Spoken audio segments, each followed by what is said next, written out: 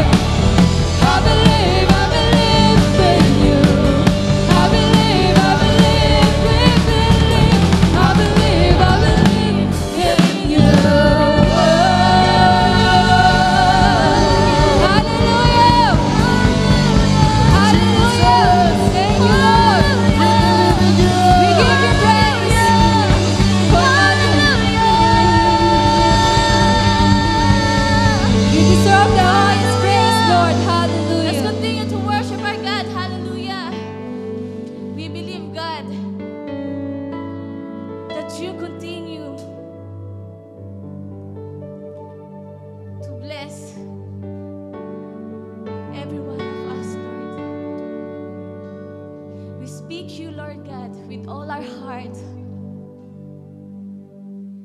And right now, we give you the highest praise. Hallelujah. Let's continue to worship.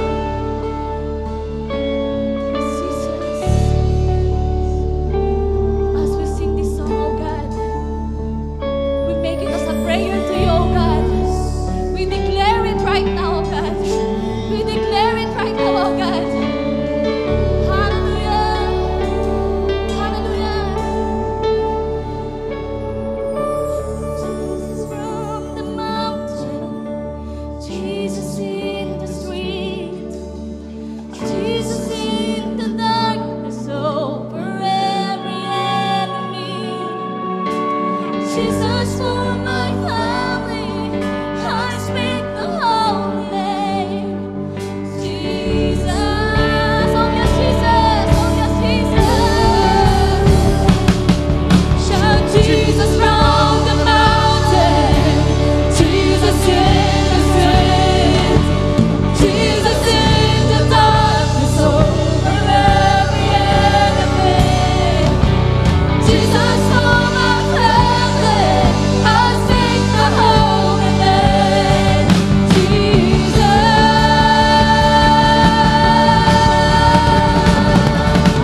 Shout Jesus from the mountain, Jesus is the sun, Jesus in the darkness over every enemy.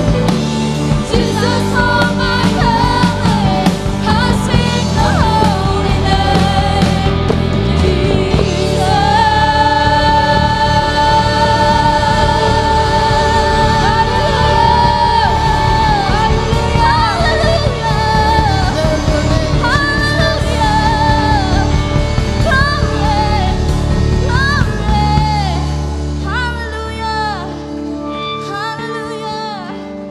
In the name of Jesus, there is healing.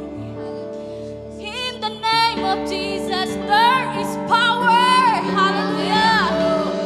Hallelujah. Hallelujah. Hallelujah, Jesus. Hallelujah, Jesus. Thank you for the opportunity, oh God, that we give you the best praise, oh God.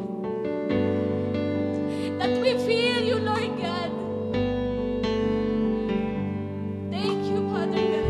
Thank you, Jesus. That we know in every situation of our life, nandun ka, Panginoon. Nandun ka. Kung nakakaranas po kami ngayon ng anxiety, nandun ka, Panginoon. Sinasabi mo po sa aming awit, Lord God, na kumikilos ka sa buhay po namin, na kahit na ano po ang nararamdaman po namin, Panginoon, nandun ka, sinasamahan mo po kami, Lord God. Salamat po sa iyong salita. Maraming salamat po sa iyong pag-ibig. Maraming salamat po sa iyong kadakilaan. Walang hanggang papuri. Walang hanggang pasasalamat. Walang hanggang papuri, Panginoon, sa iyo lamang, Panginoon, namin tinataas. Hallelujah. Hallelujah. Let's give it unto the Lord. Let's give it unto the Lord. Praise. Praise. Praise. Praise. Praise. Hallelujah. Hallelujah. Hallelujah. Such a big and honor, Father God, na magparangal lang po namin, Panginoon, sa oras na ito. And free namin masasabi sa iyo kung gaano ka po namin kamahal. Sa iyo lamang, Panginoon, ang pinakamataas na papuri, parangal, pagdakila. In Jesus' name, ang lahat ng mananagumpay ay sumigaw ng hallelujah! Amen! Amen! Amen! Amen! Bago po tayo umupo, amen. Amen. Bago po tayo lahat umupo, batiin po muna natin ang ating katabi na, Charito, you are blessed and highly favored by God. Amen.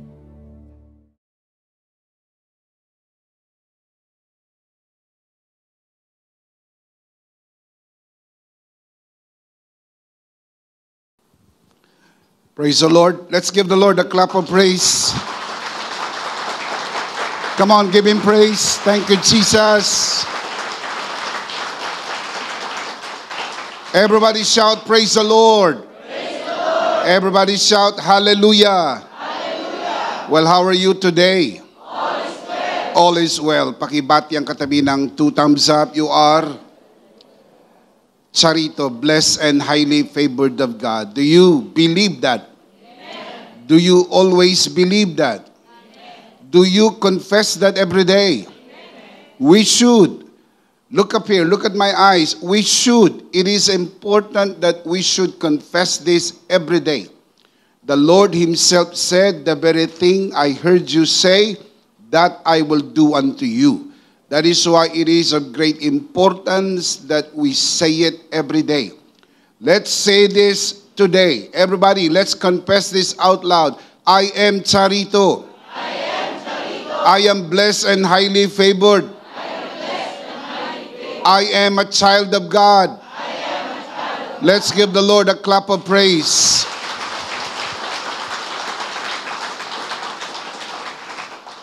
Well, good morning, good afternoon, good evening, mga kabiyaya. Anumang oras nyo napapanood ang broadcast na ito. Ako po si Bishop Emmy. Ito po ang worship online ng The Lord's Community and EMI Community. If you are watching this broadcast for the first time, please like and follow us on Facebook.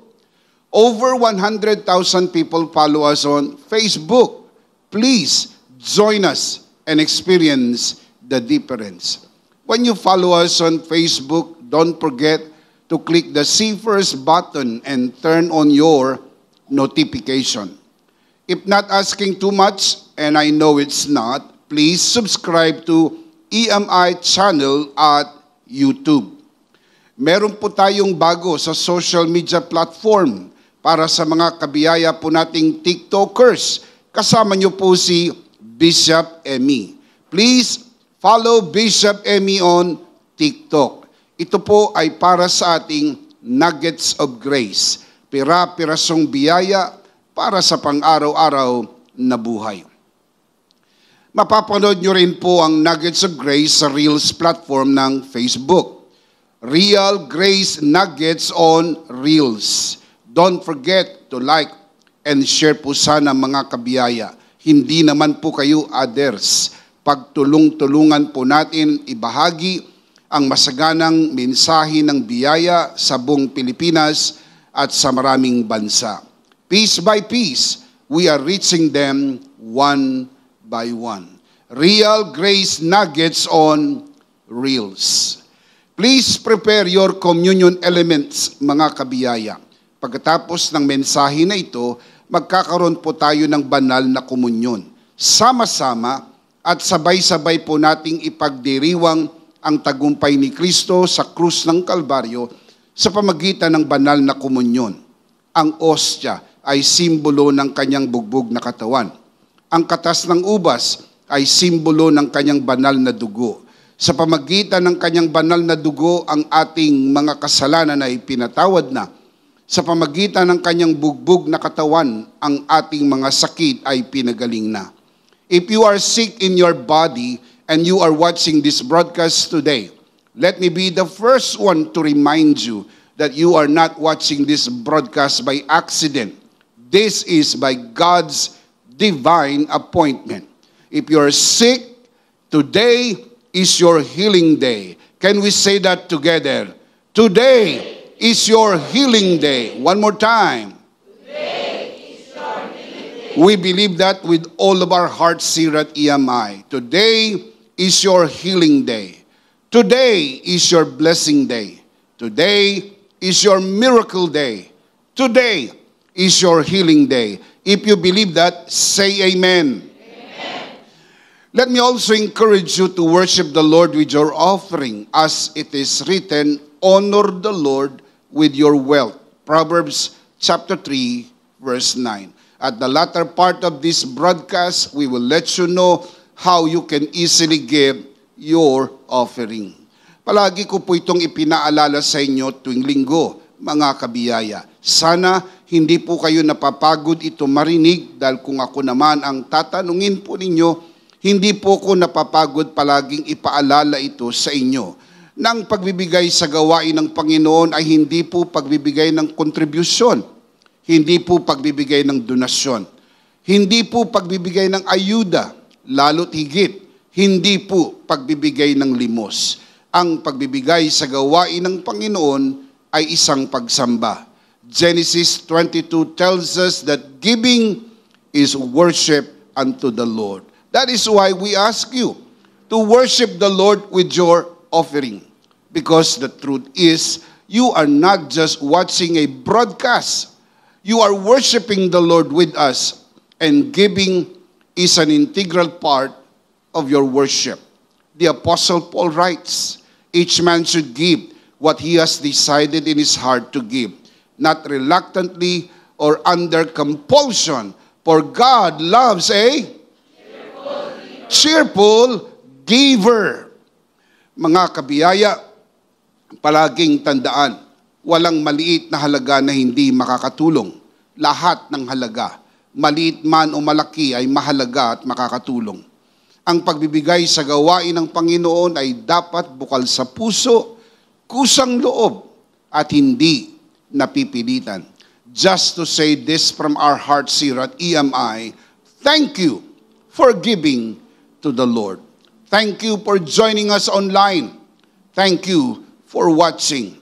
Thank you also for inviting your friends and sharing this grace-filled and life-changing broadcast. Much, much appreciated.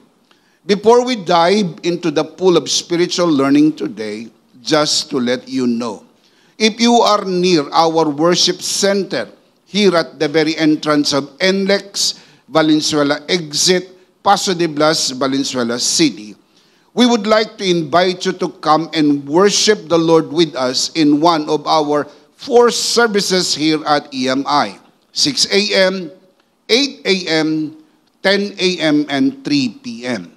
Come, join us, and experience the difference. And thank you so much for joining us via online. Maraming salamat din po mga kabiyaya sa lahat ng naparito sa loob ng bulwagang ito para sama-sama nating sambahin ang Panginoon sa spirito at katotohanan. Palakpakan po natin ang Panginoon.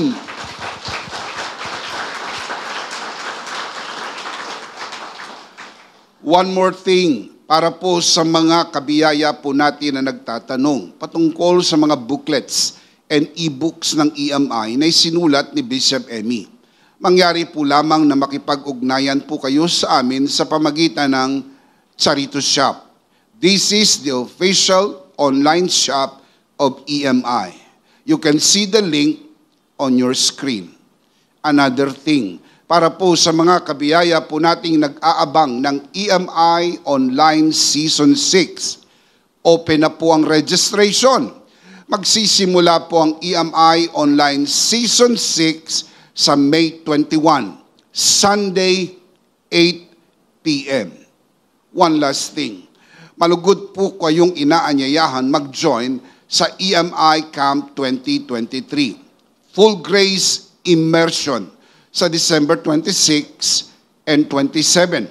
Gaganapin po ito sa Kaliraya Resort Club, Lumban, Laguna. If you register and pay ahead of time, you will get a 500 pesos discount only until the end of July or for the first 500 campers, whichever comes first. Ano pang hinihintay mo, mga kabiyaya? Mag-register ka na. For more information regarding EMI Camp 2023, please contact the registrar, Pastora Jam Domingo. Nag-start na po ang registration. Mag-register ka na. You can see the link on your screen.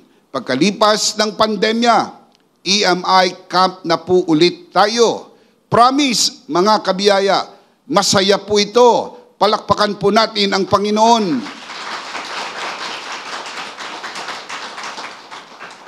Maraming salamat po.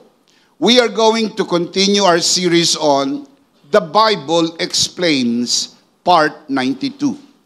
Today, we are going to talk about required faithfulness. Ang kailangang katapatan. The Bible teaches that faithfulness is required. What is required faithfulness and how can we do it? Let's talk about this. But first, let's commit this to the Lord. Let us pray. Our dearest Father in heaven, we are so very thankful for how you have guided us today. Thank you so much for these people who came here today to worship you. Thank you so much for the wonderful time of praise and worship. Truly, you inhabit the praises of your people. We commit to you this learning time as we always do and even as we always pray. Everything that will be said and done only for your glory, only for your glory, only for your glory, and for the blessing of your people. This we pray, Father, only in the name of your Son, our Lord and Savior, Jesus Christ. by the power of the Holy Spirit. And everybody would just simply say, Amen. Let's give the Lord a clap of praise. Come on, give Him praise.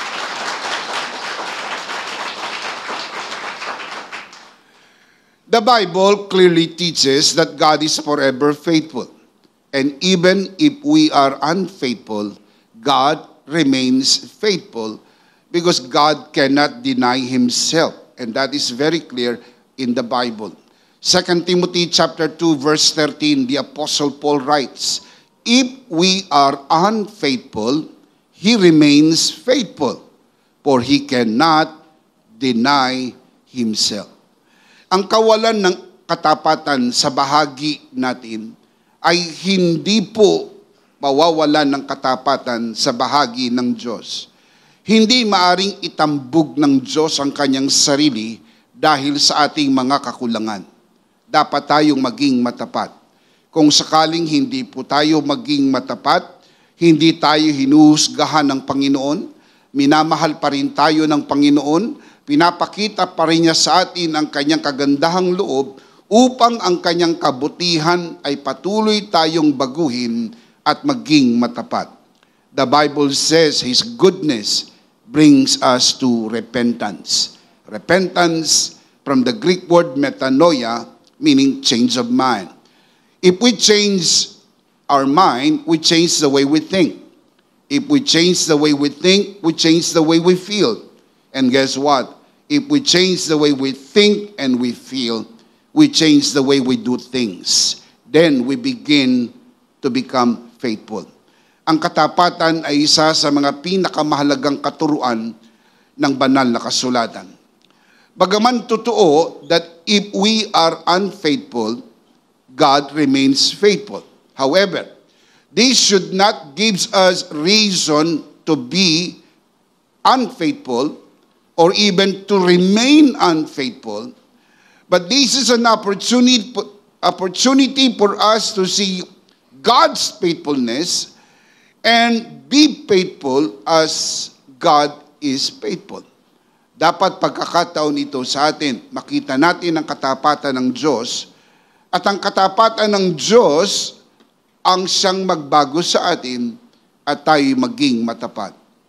God will not require us to do something that cannot be done or He will not enable us to do. Kung nakasulat sa Biblia na kailangan ng katapatan at kailangan nating maging matapat, maaasahan mo na ito'y magagawa lang natin dahil sa biyayang naipagkaloob sa atin. Hiwalay sa biyaya ng Diyos, hindi natin ito magagawa. Lalo na sa bagsak nating kalagayan. Tayo po ay naligtas at tinanggap natin ang masaganang biyaya ng Diyos. Ang biyayang ating natanggap ay hindi lang nagbigay ng kasiguruhan ng ating kaligtasan. Ito rin ang biyaya na patuloy na nagbabago sa atin upang katapatan ng Diyos ay makita sa atin. God's faithfulness. Potentially, we are all faithful and can be faithful because we all have the Holy Spirit. And one of the manifestations of the fruit of the Holy Spirit is faithfulness. Dahil tayo ay tinatahanan ng banal na Espiritu at walang anak ng Diyos na hindi tinatahanan ng banal na Espiritu, makasisiguro ka, potentially, you have inside your born-again spirit the trait and the virtue of faithfulness. Dahil ito ay isa sa bunga at manifestasyon ng bunga ng banal na Espiritu, ang katapatan. Let me show you the scripture. Galatians chapter 5 verse 22 to 23, the Apostle Paul writes, but the fruit of the Spirit is love, joy, peace, patience, kindness, goodness. What's the next word? Faithfulness, gentleness, and self-control. Against such things, there is no law. We are not under the law. We have never been under the law.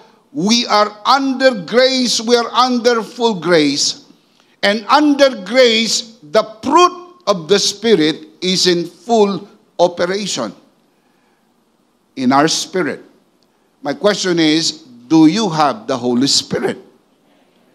I believe you have. Kung ikaw ay totoong born again, you have inside you the Holy Spirit. This is what the Apostle Paul said, 1 Corinthians chapter 6, verse 19. Do you not know that your body is a temple of the Holy Spirit who is in you? So where is the Holy Spirit? In us, inside your born-again spirit. The moment you got born again, you become the new habitation of God. Not only the Holy Spirit lives inside, the Bible also tells us that the Father, the Son, and the Holy Spirit live inside our born-again spirit. We are now the new habitation of God in the new covenant. And if we have the Holy Spirit inside our born-again spirit, you can be sure that you have the fruit of the Spirit. One of which manifestations is faithfulness. Kaya nakakasiguro ka na nasa iyo ang bunga ng banal na Espiritu. Kung nasa iyo ang puno, siguradong nasa iyo ang bunga. Sapagkat kung nasaan ang puno, nandun ang bunga. Ang puno ay ang banal na Espiritu, ang bunga nito ay pag-ibig. Ang bunga nito ay kapayapaan, kagalakan, kabaitan, kabutihang loob, katapatan, at pagpipigil sa sarili. Kaya mahalagang maintindihan natin, potentially, you are faithful and you can be faithful. But in reality, as to whether this potential is seen in your life depends on the application.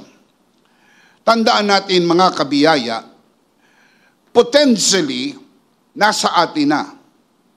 But in reality, para makita ito sa buhay natin, nakadepende sa aplikasyon ito sa ating buhay. Remember, there are two kinds of energy according to physics.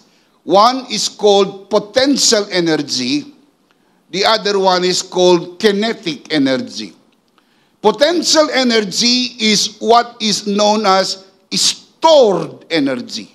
Sa wikang Pilipino, ito yung lakas o enerhiyang nakatago. Ang kinetic energy is the energy applied. Kapag ang isang enerhiyang nakatago ay nagsimulang gamitin, from potential, nagiging kinetic. Potentially, we have faithfulness inside our born-again spirit because we have the Holy Spirit. But as to whether it becomes a kinetic force to be seen in our everyday life depends on the application. That is why we are learning God's Word and we are learning how to apply this in our everyday life. Potentially, you are faithful because you have the potential energy stored inside your born-again spirit. But kinetically, it depends on the application of the said energy. Kaya mahalaga po yung application. And today, we are going to talk about the application. How can we apply this potential faithfulness that is already stored our born-again spirit so it can be seen in every aspect of our life? Biblically, you are faithful inside your born-again spirit. However, by practice, You need to apply this. But keep in mind, you cannot apply something that you do not have. You must first have it before you can apply it. Kaya mahalaga, malaman mo muna, mayroon ka na bang banal na spirito sa loob ng iyong born-again spirit. Because once you fully realize that you have the Holy Spirit inside your born-again spirit, you have the potential faithfulness inside. Learning it is one step ahead. And then learning how to apply it is another step that we need to take. And we can only take that step also by the grace of God. Can you say amen? In Christ you are faithful, and you can be faithful. This is not a matter of feeling. This is a matter of biblical truth. Why it is important to know that? Because feelings change, but the truth never changes. Truth exceeds feelings. The truth remains forever. The truth is, inside your born-again spirit, you have the Holy Spirit. The truth is, one of the manifestations of the fruit of the Spirit is faithfulness. So the truth is, you have a potential faithfulness inside your born-again spirit. My question is, are you born again?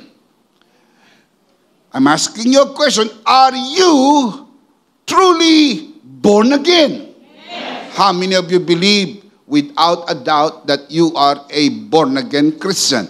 Taas ang kamay ng naniniwala. Let me see those hands. All right. If you are truly born again, potentially, you have faithfulness inside. That's why you are faithful. And you can be faithful, potentially. It's a matter of biblical truth. It's not a matter of feeling. Feeling ko, hindi ako faithful. Feeling ko, hindi ko kayang maging faithful. You know why? Because it's only a feeling. You should not be governed by feeling. Because feelings change. Kapag kumain ka ng isang sakong sibuyas, siguradong magbabago ang iyong pakiramdam. Sapagkat maraming factors na nakakapagpabago ng ating pakiramdam. Ang panahon, ang ating mga kinakain, ang mga tao sa paligid natin. Kung minsan, maganda naman ang araw, pero pinasama ng isang tao. Kung minsan naman, maganda na rin ang ating pakiramdam, pinasama ng iyong kinain. Sumama tuloy ang iyong pakiramdam. In short, maraming factors na nakakapagpabago ng ating feeling. Pero ang katotohanan, hindi nagbabago magpakailan, kailan pa man. Amen. Heaven and earth will pass away. Said Jesus, my words will never pass away. If you believe that, say amen. In other words, kailangan mo munang establish yung fact, biblical truth. Do you have the Holy Spirit? Yes or no? Yes, you have. Do you have the fruit of the Holy Spirit? Yes or no? Yes, you have. Therefore, you have faithfulness inside you. And my challenge is, learn how to apply this in our everyday life. Can you say amen? Ang pulpito na nakikita nyo sa harapan ay yari po sa fiberglass. This is a matter of truth. You can go and check this one. Ito po ay gawa sa fiberglass. It's a matter of truth. This pulpit is made of fiberglass. What if someone says, Bishop, feeling ko kahoy yan eh.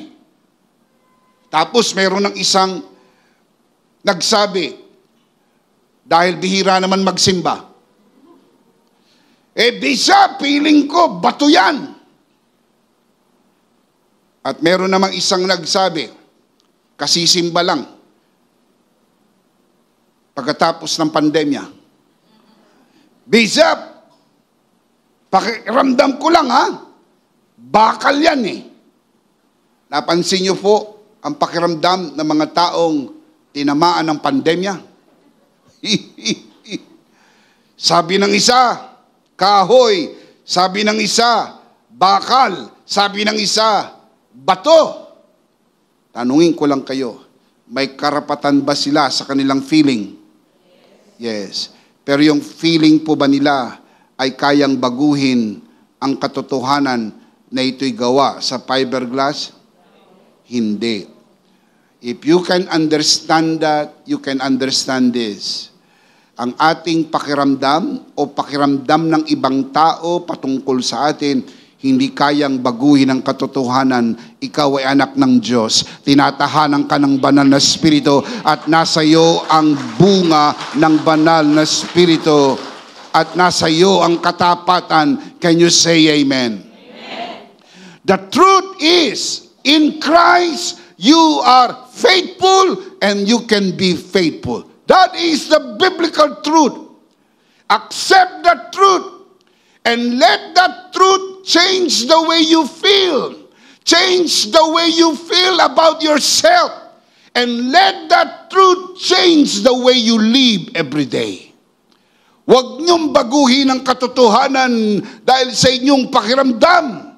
Hayaan ninyo ang katotohanan, baguhin ang iyong pakiramdam nang mabago na ang buhay mo at magsimula kang mabuhay ng may katapatan. Shout amen. Everybody say out loud, in Christ I am faithful and I can be faithful. In Christ I am faithful and I can be faithful. One more time, louder. In Christ I am faithful and I can be faithful. That's a biblical truth.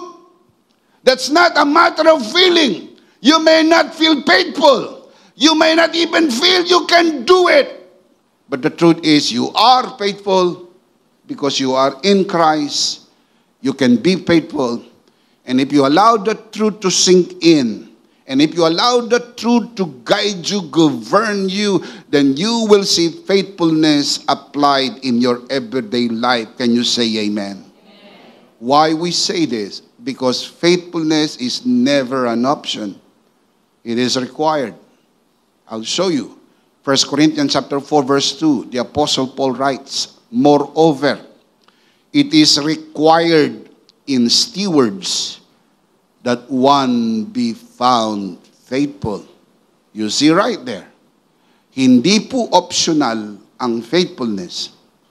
It is required. In the New Testament, the word steward comes from two main Greek words. One is epitropos, meaning manager. The other one is oikonomos, which means manager of the house. Yan po yung main Greek words ng steward. Sa Tagalog, ang steward, katiwala. Pwede rin pong tagapamahala. Dahil ang tagapamahala ay isang katiwala. Tatanungin ko po kayo, dapat ba sa katiwala ang katiwa-tiwala? Yes. Kaya mahalaga pag ikaw ay tinawag na katiwala, ikaw ay mapagkakatiwalaan, katiwa-tiwala, at ikaw ay taga-pamahala ng anumang ipinagkatiwala sa iyo. Epitropos, manager, oikonomos, manager of the house. Let me show you the scripture. Matthew chapter 20 verse 8. So when evening had come, the owner of the vineyard said to his epitropos, steward, manager, Call the laborers and give them their wages, beginning with the last to the first. Yung word na steward ay epitropos, meaning manager. Titus chapter 1 verse 7. For a bishop, the Greek word is episkopos, for a bishop must be blameless as a steward of God. The word steward here is oikonomos, meaning manager of the house. Because the word oikos meaning house. Oikonomos, manager of the house. The house of God. Look up here. The bishop or the pastor is the manager of the house of God. Siya po ang itinakda ng Diyos, tagapamahala ng bahay ng Diyos. Ang bahay ng Diyos ay ang iglesia. Kaya kung ikaw ay nagpasya, maging bahagi ng bahay ng Diyos, ikaw ay napapailalim sa pamamahala noong katiwala ng Diyos sa kanyang bahay. In fact, mayroong kang kalayaang pumili kung kaninong bahay ka gusto mapasailalim ng pamamahala. Pero hindi pwede na nasa loob ka ng bahay na hindi ka nagpapasakop doon sa tagapamahala. Ang tagapamahala ng simbahan ay ang pastor. Yan po ang turo ng banal na kasulatan. Now, keep on reading. For a bishop must be blameless, a steward, manager of the house of God, not self-willed, not quick-tempered, not given to wine, not violent, not greedy for money. Napakahalaga po sa katiwala ng Diyos ang hindi sugapa sa pera. Sapagkat maraming pera sa bahay ng Diyos. Kapag ang tagapamahala ay sugapa sa pera, pardon the expression, matakaw sa pera, o kaya ay ganid sa pera, aabusuhin niya ang mga tao sa loob ng bahay para sa kanyang sariling kapakinabangan. At yun ay malaking panganib. Binibigay natin ang babala na yan sapagkat yan ay nagaganap sa ibang bahay. Kaya dapat mong malaman sa loob ng bahay na iyong kinabibilangan, ang mga pananalapi po ba ay nagagamit upang isakatuparan ang dapat gawin ng iglesia habang nandito sa mundo na ito. Ang misyon ng simbahan ay hindi politika. Kaya ang pera ng simbahan hindi dapat ginagamit sa politika. Hindi ka pwedeng tumipon ng offering para ibigay sa politiko o sa politika dahil hindi yan ang misyon ng simbahan. Maraming magagandang gawain pero hindi po yun ang gawain ng iglesia. The very reason why the church is here and not yet in heaven is only for one purpose and one purpose alone. And that is to reach the whole world with the message of full grace. Yan ang buong katotohanan. Evangelism. Make disciples of all nations, baptizing them in the name of the Father and of the Son and of the Holy Spirit. That is the only reason why we are here. Magandang pakinggan, we want to transform the community. We want to transform the politics. We want to transform the nation. It sounds good, even idealistic. But that is not our mission. Our mission, why we are here, is to bring the gospel of grace that can change people. And change people will eventually change the community. change the politics, change the nation, and change the whole world. Pero hindi magaganap ang pagbabagong yan kapag hindi naganap ang pagbabago sa bawat tao. At ang makakapagpabago lang sa tao ay ang ginawa ni Kristo sa krus ng Kalbaryo. And it is our mission to bring this gospel to the ends of the earth. The manager of the house should know better. Yun lang ang pinagagawa sa manager. Siguruhin niya na mga resources na pinagkatiwala ng Diyos ay magamit para magkaroon ng bagong Bible study, magkaroon ng bagong bautismo, magkaroon ng bagong simbahan, magkaroon ng bagong convert, magkaroon ng isang tao na nakakilala sa tinapos na gawa ni Kristo at maligtas, ang buhay ay mabago. May mga simbahang wala nang ginagawa kung hindi just to keep the roof. Fellowship, worship, fellowship. Now look at the crowd. Walang bagong convert, walang bagong baptism, walang bagong Bible study. Sila-sila. Ang pinagtataka ko lang, hindi nagkakasawaan ng muka.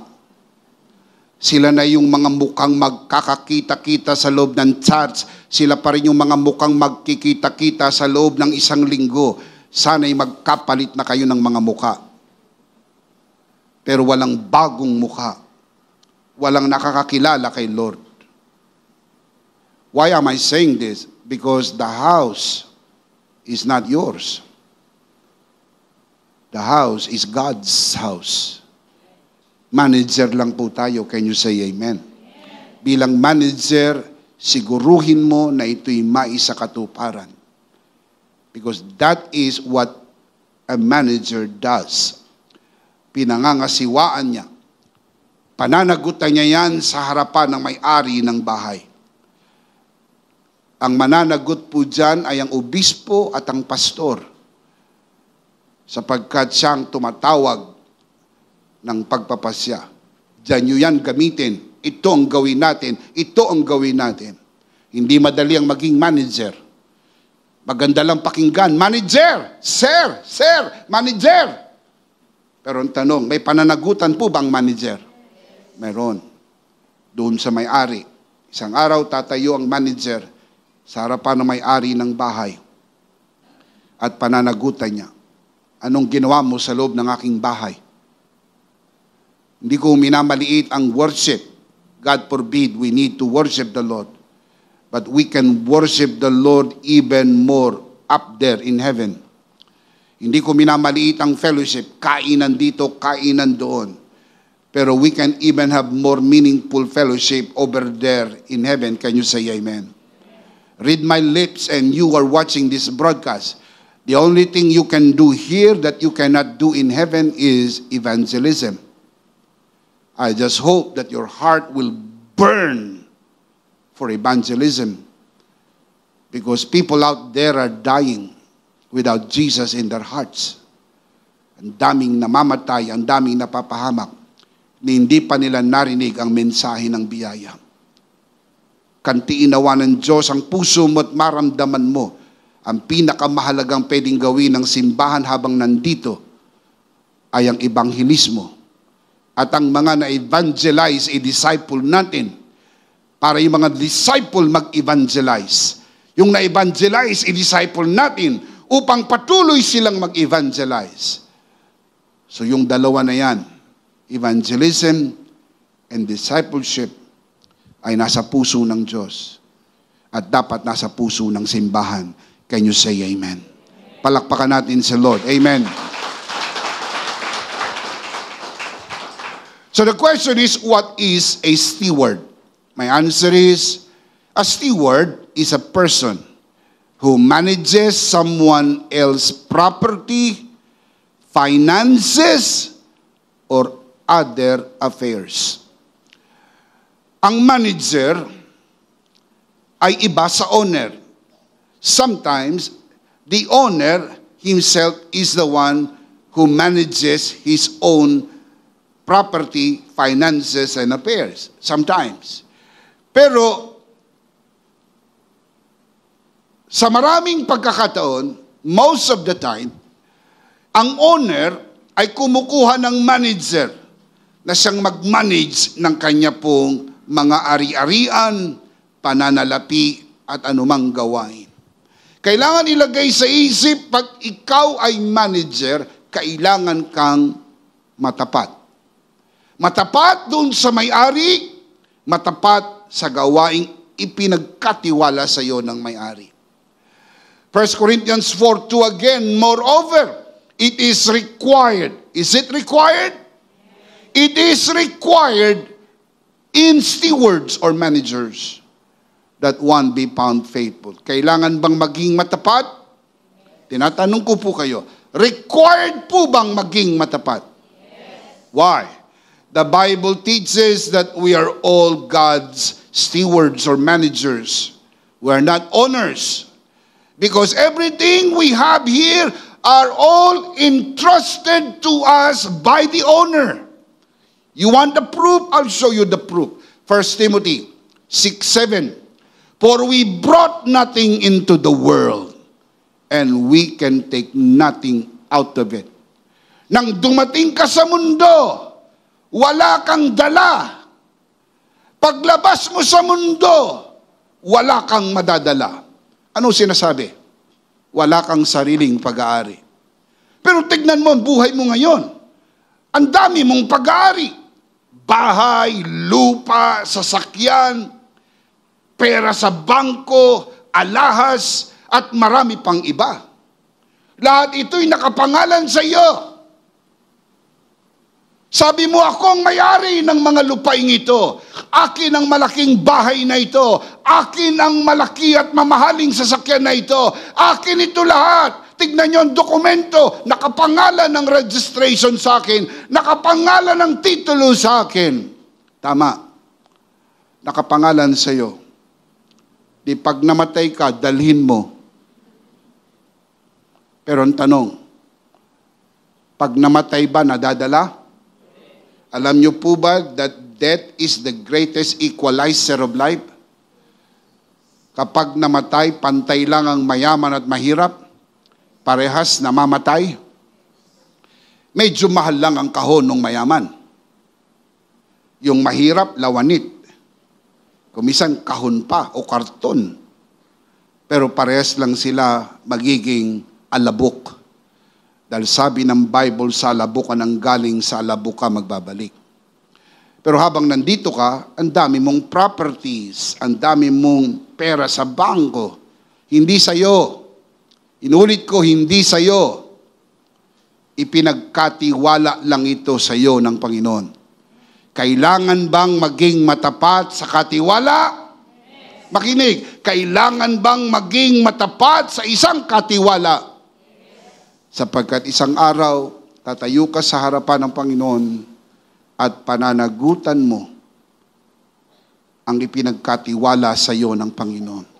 Hindi ko sinasabi ito para lumikha ng takot sa atin sapagkat hindi po ito issue ng kaligtasan. Ang issue ng kaligtasan ay nasettle na doon sa krus ng Kalbaryo dahil sa tinapos na gawa ni Kristo. Pero this could be an issue of reward. Dahil ang mapagkakatiwalaan sa maliit ay mapagkakatiwalaan sa malaki. You will be entrusted for more over there if you found faithful to whatever God has entrusted to you while on this side of life. Hindi ito issue ng salvation. Issue po ito ng reward. Kaya pinag-uusapan po natin ito sapagkat gusto natin anuman ang ipinagkatiwala sa atin ng Lord, maging matapat po tayo. Pag nagkaroon ka ng anak o mga anak, ipinagkatiwala sa iya ng Panginoon. Don't waste the opportunity to bring them up in the fear of the Lord. Because the Bible says, train up the child in the way he should go, and when he is old, he will not depart from it. Tama, sila'y pag-aralin.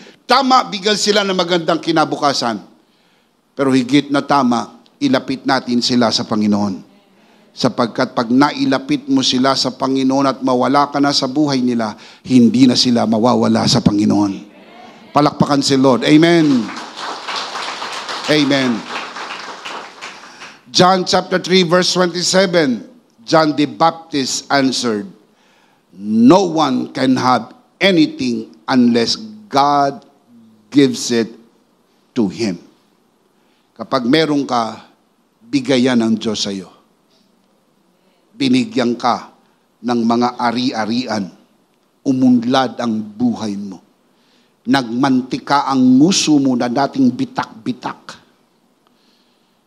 Sumarap ang iyong pagkain. Gumanda ang iyong mga suot. Gumanda ang iyong bahay. Gumanda ang iyong sasakyan. Dati ang sasakyan mo, kapag umandar, ayaw nang huminto. Nung huminto, ayaw nang umandar. Ngayon, mamahalin na ang sasakyan mo. Ni hindi mo maiparada kung saan sapagkat baka mawala. Bagabag ka. Kahit natutulog ka na, iniisip mo pa ang sasakyan mo. Ang damit mo, hindi ka nag-uulit ng damit. Tignan mo, gumanda ang buhay mo.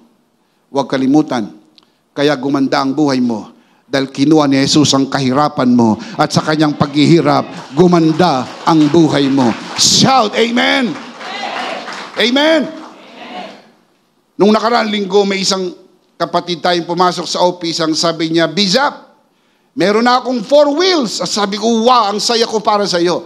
Sabi ko, ano yung 4 wheels mo? 2 na po, motor ko. Oo nga naman. Di ba? 4 na gulong nun. Pero nakakatuwa. Dahil nangihiram lang ng motor, nagkaroon ng isang motor, ngayon 2 ang motor. Anong tawag dyan? Promotion. Promotion comes from the Lord. Nakatira ka sa apartment, ngayon meron ka ng apartment.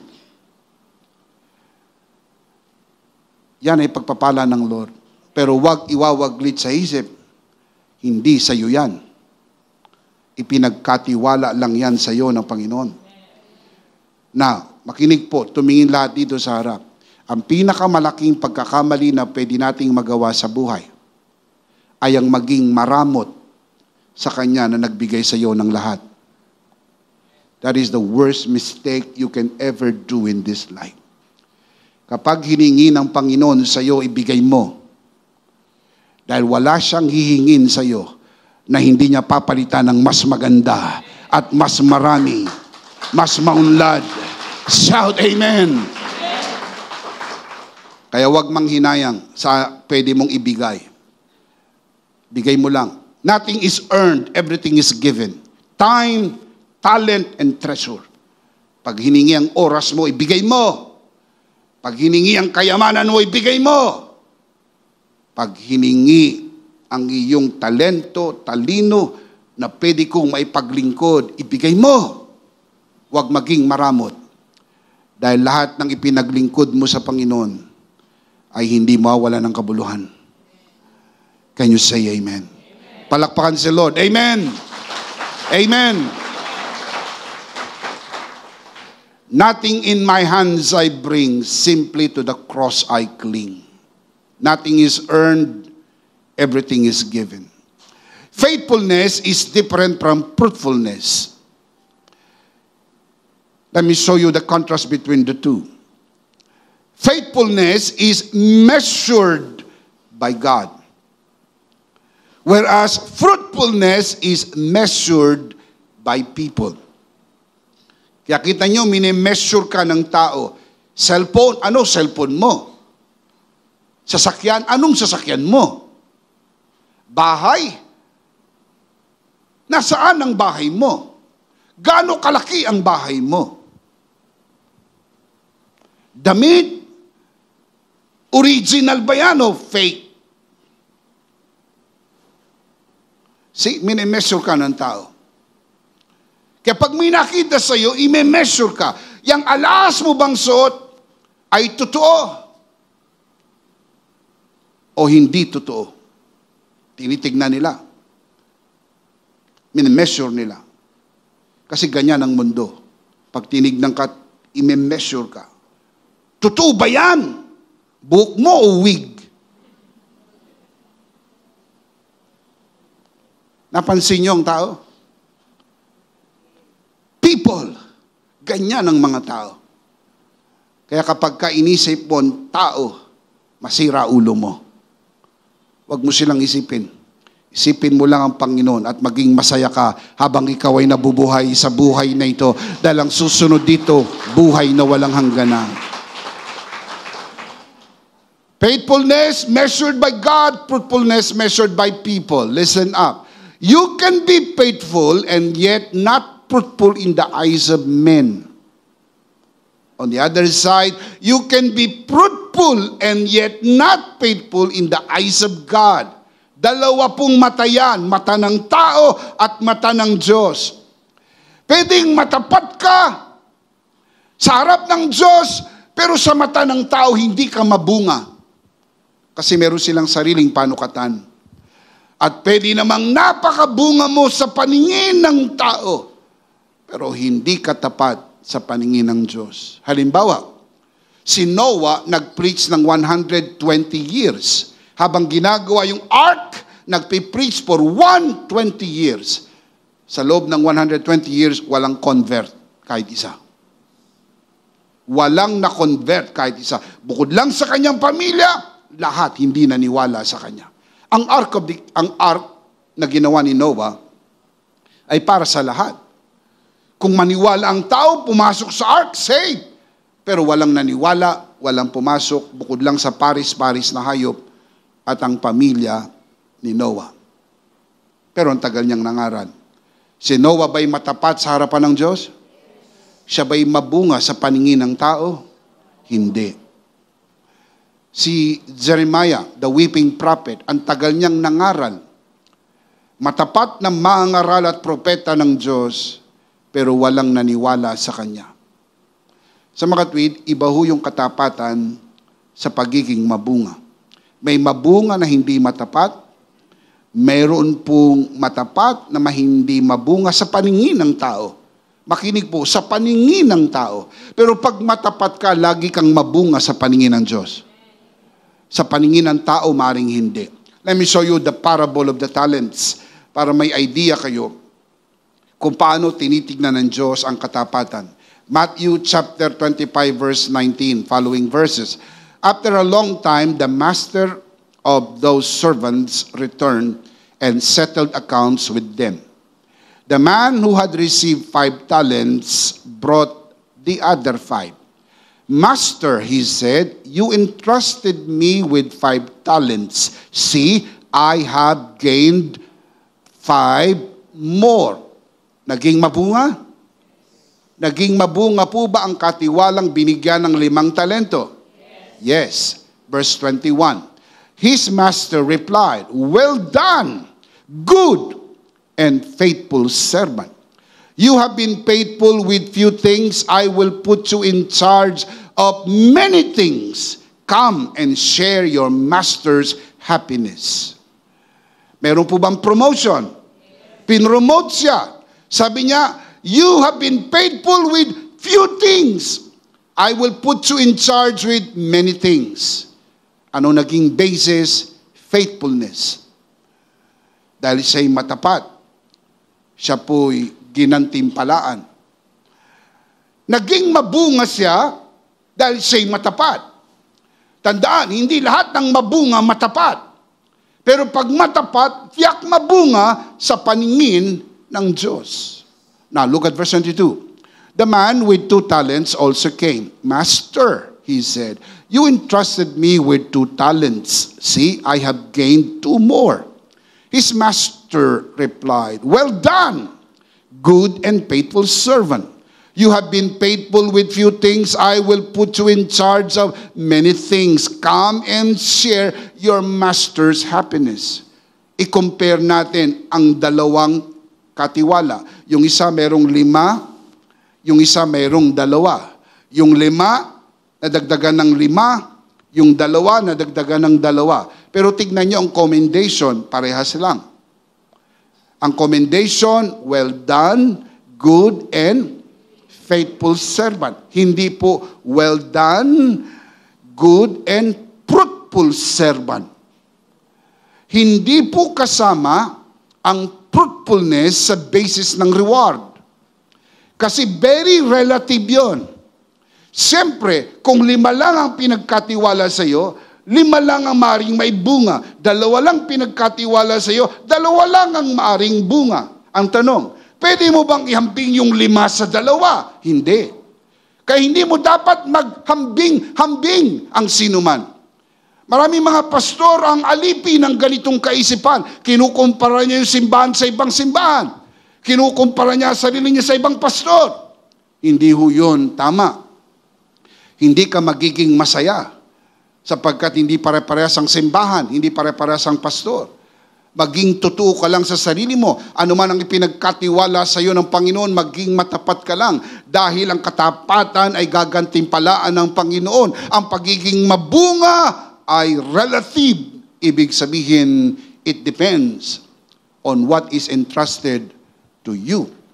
Now, yun po bang 2 katiwala ay parehas naging mabunga?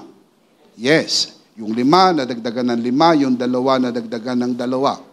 Sila po ba'y mabunga? Yes. Bakit sila naging mabunga? Dahil sila'y matapat. Makinig maigi. Ang matapat, mabunga. Maaring hindi sa paningin ng tao, pero sigurado sa paningin ng Panginoon. They were fruitful simply because they were faithful. If you are faithful, you are always fruitful in the eyes of God. May not be in the eyes of men, but for sure in the eyes of God. In fact, sa paningin ng tao, pag sinabing 5, nadagdagan ng 5, marami na yun eh. Pero alam niyo po ba sa mata ng mapaghusgang mundo, 5 lang? 5, naging 5 lang? Hindi mo ba kayang yung 5, madagdagan ng 10? Yung 5, madagdagan ng 15? Work more, work hard, do more, save more. Hindi ba ganyan ang mundo? Ang dami mo nang nagawa pero parang wala ka pa rin nagawa? Di ba ganyan ang mundo? Ang dami mo nang naibigay, parang wala ka pang naibigay. Dami mo ng sakripisyo, pero parang wala ka pang sinakripisyo. Grabe ang mundo. Salamat na lang talaga sa biyaya ng Diyos na nagpalaya sa atin sa mapang-aliping mundo. Shout amen! Well done, good and faithful servant. Can you say amen? In Christ you are faithful and you can be faithful. Shout amen! In Christ, I am faithful and I can be faithful. Can you say amen? Amen? Having said this, let me close by giving you application because it is important that we know how we can apply this in our life. Remember, it depends on the application. Number 1, be faithful even in the most difficult situation. Be faithful even in the most difficult situation. Madaling maging faithful if everything is okay. But when the rubber meets the road, when you separate men from the boys, then you know who is truly faithful. Nagkakasubukan pag may pandemya. Nagkakasubukan pag nagtanggal ng trabahante sa kumpanya. Nagkakasubukan kapag may mahal ka sa buhay na may sakit. Nagkakasubukan kapag ikaw mismo ang may sakit. Nagkakasubukan pag iniwanan ka ng mga kaibigan mo. Yung mga taong nangako sa iyo ng tulong, iniwanan ka. Magiging matapat ka pa rin ba sa Panginoon? Kapag everything is all right, madaling maging faithful.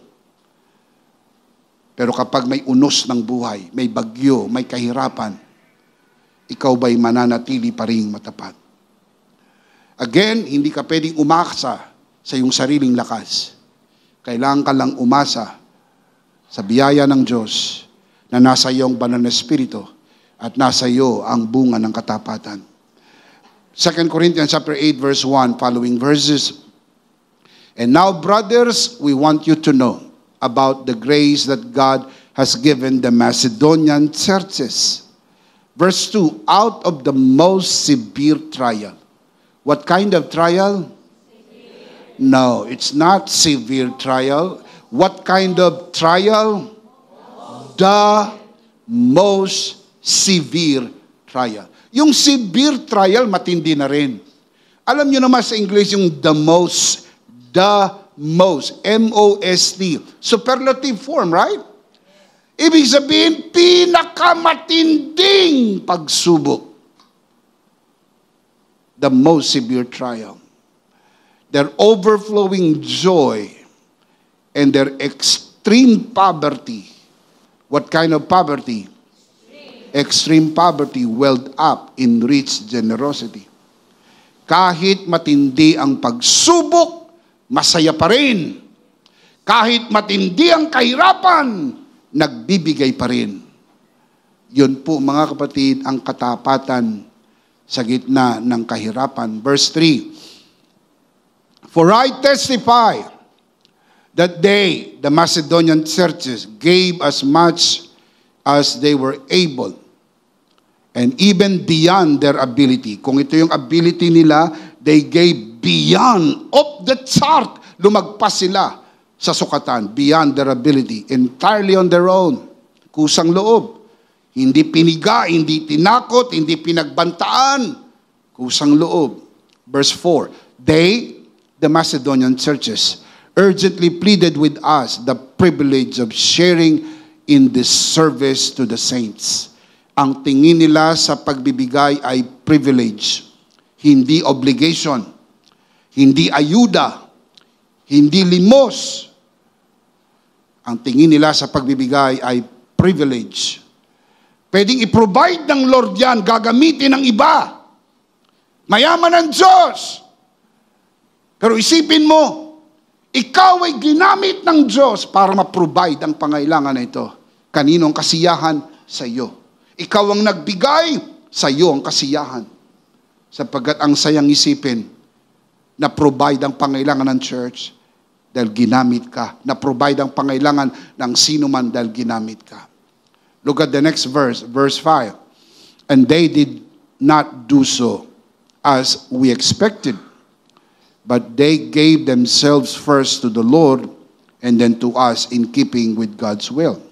Ang unang ginawa nila, ibinigay nilang sarili nila sa Panginoon bago sa gawain ng Panginoon. Alam niyo kung bakit iba na burnout? Ibinigay nilang sarili nila sa gawain ng Panginoon, hindi sa Panginoon. Alam niyo iba kung bakit po napagod, nag-quit, hindi na nakayanan, sapagkat ibinigay nilang sarili nila sa gawain. Nakakapagod po yan. Pag ibinigay mo sarili mo sa gawain at hindi sa Panginoon, mapagod ka. Isang araw mag-quit ka.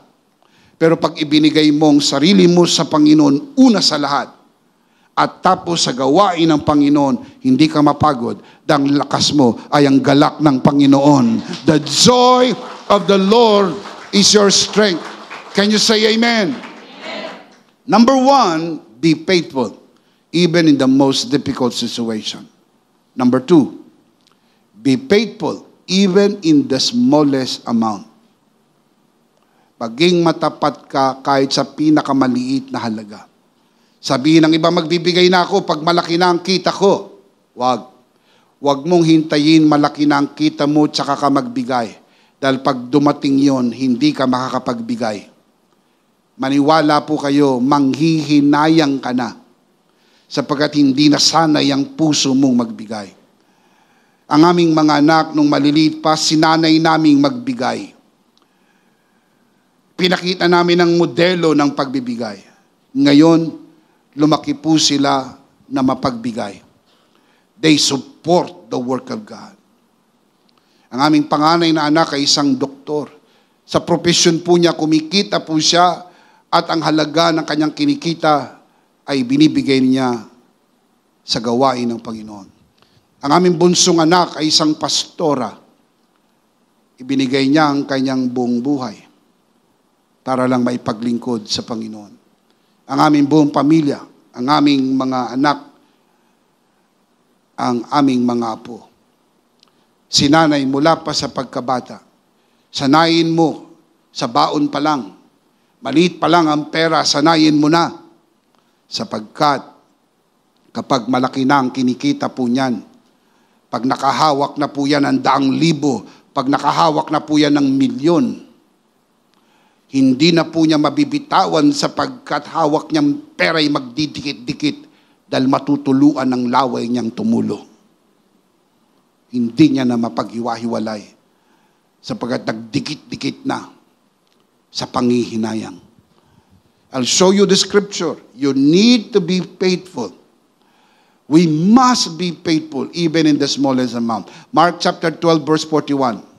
Jesus sat down opposite to the place where the offering were put and watched the crowd putting their money into the temple treasury. Umupo si Jesus katapat ng basket kung saan nilalagay ang offering. Pinapanood ang mga tao habang naguhulog ng offering. Nakaka-conscious naman. Naisipin nyo, kung mag-o-offering ka, tapos nandun si Jesus, tinitignan ka, nakaka-conscious. Alam ni Jesus kung magkano yung ibinigay mo. Tinitignan ka ni Jesus. Now look at verse 42. But a poor widow na poor pa, ang maging widow, very poor, ang ikaw ay poor at widow, very poor. Now a poor widow came and put the 2 very small copper coins, worth only a fraction of a penny. Ganun lang ang binigay niya. Fraction of a penny. Isang mamera, 2 kusing, ang katumbas, isang mamera. Verse 43. Calling his disciples to him, Jesus said, I tell you the truth. This poor widow has put more into the treasury than all the others. Kinumpare ni Jesus. Sabi niya sa kanyang mga alagad, ang babaeng balo na ito, mas malaki ang ibinigay kaysa sa marami nagbigay. Look at verse 44. They all gave out of their wealth, but she out of her poverty put everything, all she had to live on. Na ano po ibig sabihin ng istorya na ito? Bakit ito nasa Bible? Ang ibig sabihin ng istorya na ito ay ito. When we give, people often ask, how much did you give? Obvious yun. Yung talaga ang tanong ng tao, magkano binigay mo? Whereas, the Lord asks, how much did you give? Pero ang Lord nagtatanong, magkanong itinira mo? Dahil ang laki ng ibinibigay ay hindi yung laki ng iyong pinawalan, kundi yung laki ng iyong itinira. Yung isang mamera o 2 kusing, wala yun kumpara sa dami ng ibinigay ng mayayaman. Kaya lang yung ibinigay ng mayayaman ay mula sa kanilang sobra. Yung hindi na nila magamit, hindi nila ramdam. Pero yung babaeng balo, ibinigay niya ng lahat. Some people can give 10,000, hindi nila mararamdaman. Some people can give 100,000, hindi nila mararamdaman. Milyon-milyon ang pera nila sa bangko. Pero meron po makapagbibigay ng 1,000, apektado na ang budget niya sa 1 linggo. Meron makapagbibigay ng 100, ramdam niya na sa araw na yon. Pero hindi nila pinapayagan ang kahirapan na maging dahilan para hindi sila makapagbigay ng may katapatan sapagkat kaya mong maging matapat dahil nasa iyo ang banal na Espiritu at ang bunga ng katapatan ay nasa iyo. Can you say amen? Kaya, number 3, I'll close with this. Be faithful even to the point of death. Number 1, be faithful even in the most difficult situation. Number 2, be faithful even in the smallest amount. Number 3, be faithful even to the point of death. Mga kapatid, kung hindi mo maibigay ang iyong pera, Look at my eyes, read my lips, especially those who are watching this broadcast. If you cannot give your money to the Lord, believe me when I tell you, you cannot even give your life to the Lord to the point of death. Mas malaki ang buhay mo kaysa pera mo. Kung sa pera lang dinudugo ka, pinapawisan ka ng dugo at hirap na hirap kang magbigay. Mabuti na buhay ka sa panahon ngayon at hindi sa panahon ng persecution. Dahil sa panahon ng persecution, buhay nila ang kinukuha, hindi ang pera nila. Revelation chapter 2 verse 10, be faithful even to the point of death, and I will give you the crown of life. The Apostle Paul said, for to me to live is Christ, and to die is gain. Kung nahihirapan kang ibigay ang iyong ikapo, naku po, lalong hirap kang ibigay ang buhay mo. I just cannot reconcile, Lord, I give you my life. I give you my everything. The question is, are you giving your offering? Because if you give your life, you give your everything, it includes your offering. Can you say amen? Ang maganda rito, hindi kinukumpara ang offering mo sa katabi mo. Sapagkat anuman ang pwede mong ibigay sa Panginoon, maliit man o malaki, malaki lagi sa paningin ng Panginoon. Palakpakan si Lord. Amen. Revelation 12:11, they, the saints, overcame him, referring to the devil, by the blood of the Lamb and by the word of their testimony. They, the saints, did not love their lives so much as to shrink from death. The only problem with us is when we love ourselves so much. We love money so much. We love comfort so much to the point that we don't love to serve, to give anymore. That is where the problem lies. Mga kapatid, importante maintindihan po natin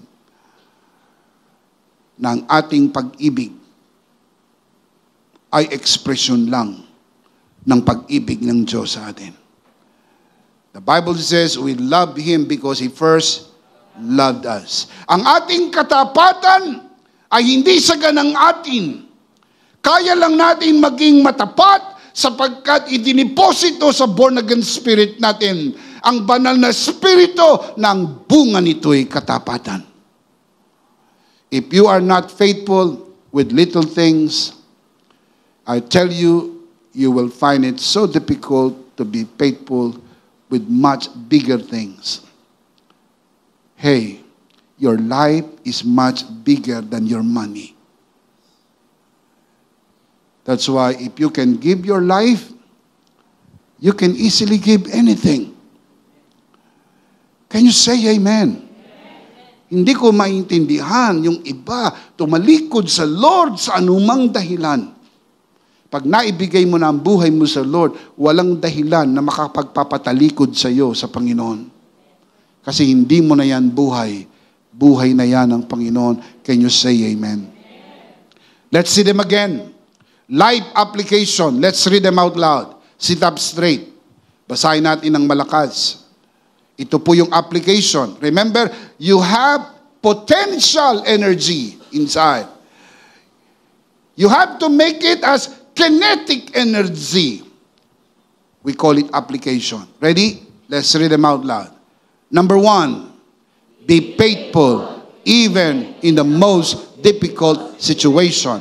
Number 2, be faithful even in the smallest amount. Number 3, be faithful even to the point of death.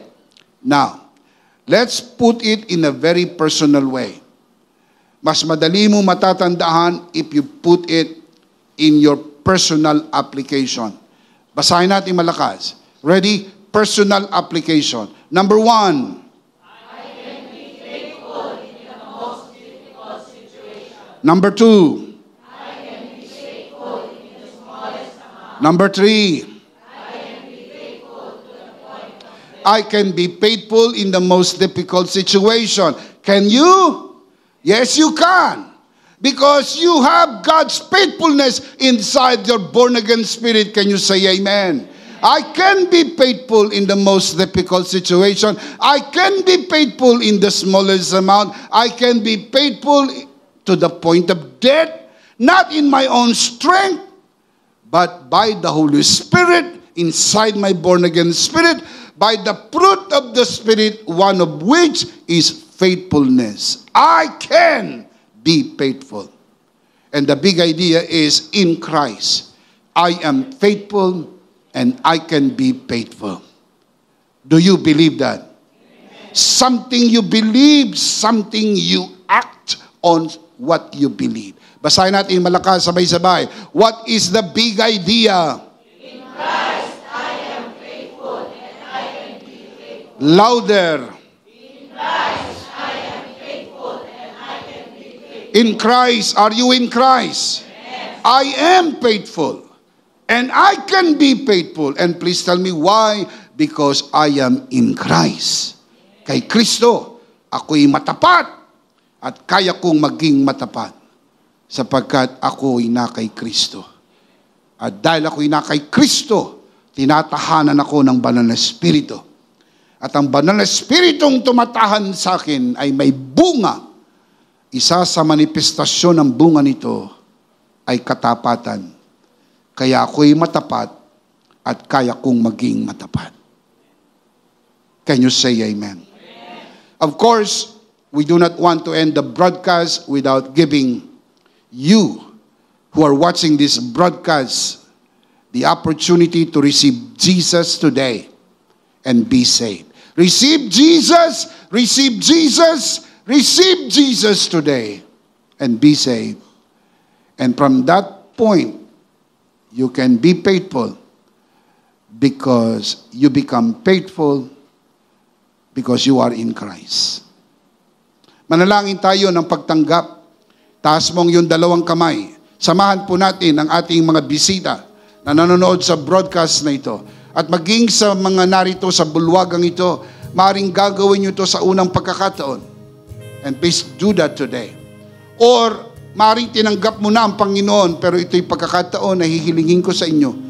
Alang-alang sa mga nanonood sa broadcast at sa mga nasa tabi ninyo, manalangin tayo. Itaas ang dalawang kamay.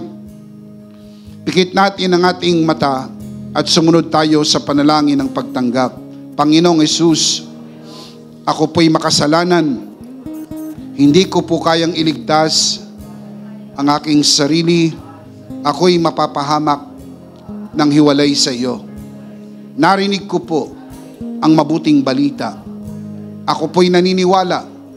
Tinatanggap kita sa aking puso bilang aking Panginoon at aking tagapagligtas.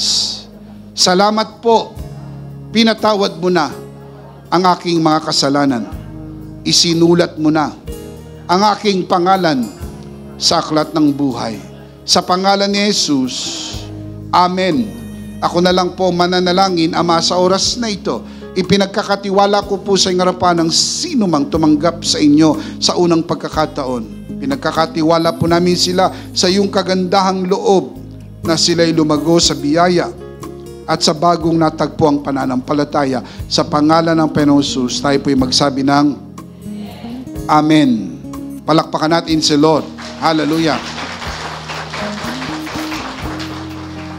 Kung tinanggap mo ang Panginoong Hesus sa iyong puso bilang Panginoon at sarili mong tagapagligtas, nakikigalak kami sa iyo at binabati ka namin sa araw na ito.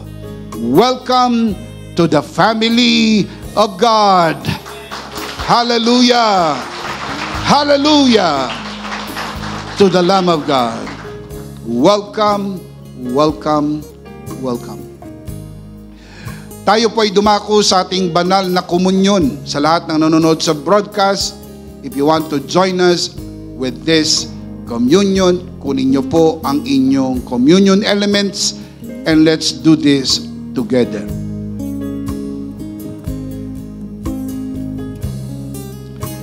Let's do this together, mga kabiyaya. Hawak-hawak po natin ang pinakamakapangyarihang simbolo ng tinapos na gawa ni Kristo sa krus ng Kalbaryo.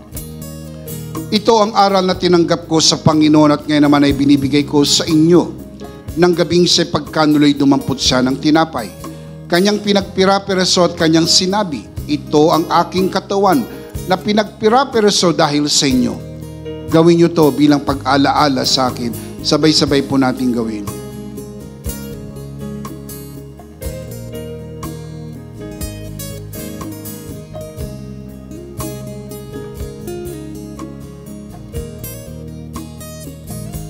Gayun din naman matapos maghapunan ay kanyang hinawakan ng saro at kanyang sinabi, ito ang saro ng bagong tipan na pinagtibay ng aking dugo.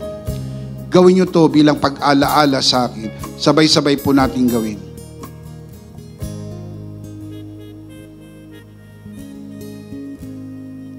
At ipo'y taas ang ating dalawang kamay